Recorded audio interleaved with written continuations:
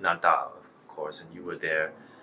In Nanda's, and of course you were at the University of Singapore, and Nanda was in its last couple of years. Did you have any contacts with the folks in Nanda? How would you characterize the sort of the intellectual scene? No, you go to Nanda, all Chinese Mandarin, yeah, and even writing everything and so on.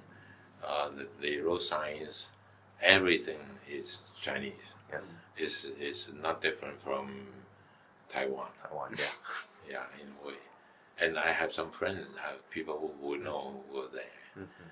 So I am in an awkward position. Mm-hmm. Some of the local Nanda people will look at me as a very strange fish. Coming from Taiwan, U.S., Chinese ad. I mean, I was considered Chinese ad and so on. And yet teaching in an Angmo university. All right. So I'm either a traitor. Really? Yeah. You felt that people perceived you that way? The strange feeling. It's like I should not be there, and yet I'm there. Okay. Yeah. Okay. Initially. Also, at that time, there was some stereotype about people from Taiwan. Oh, because of was it because of Lin Yutang or? No, not because no. It's generally overall the local Chinese is still pro PRC. I see. This is again, it's divided. Sure. Some are pro Taiwan. Yeah. And some are pro. Yeah. But the Nanda people were. That's right. Quite strange. And I'm strange one because I teach in an English environment. I publish in English environment. I appear on TV on English. So who are you? Yeah. Were there a lot of people like you in Singapore at the time? Bilingual, no. Bilingual, U.S. educated from. No. Of course, there were people like me. They don't perform like me. I see. They don't appear in TV.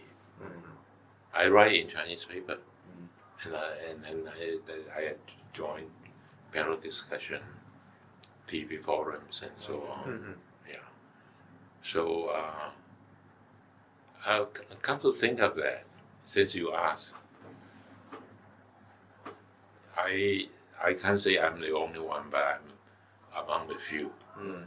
They were of course such scholars, Wang Gangwu. Yeah, of course. Yeah. Yeah. I don't know if you know Wu Deyao. Oh yeah. Yeah. They are. So I'm honored to join that league. Yeah. So again, the two are like different worlds. Yeah. I use in my writing, you should have read it, 傲慢与偏见, pride and prejudice. One is very proud. One has a prejudice again. I like that analogy. Yes. The English ad is very, very proud. 看不起. Yes. They look down to the Chinese ad, of course. Yeah.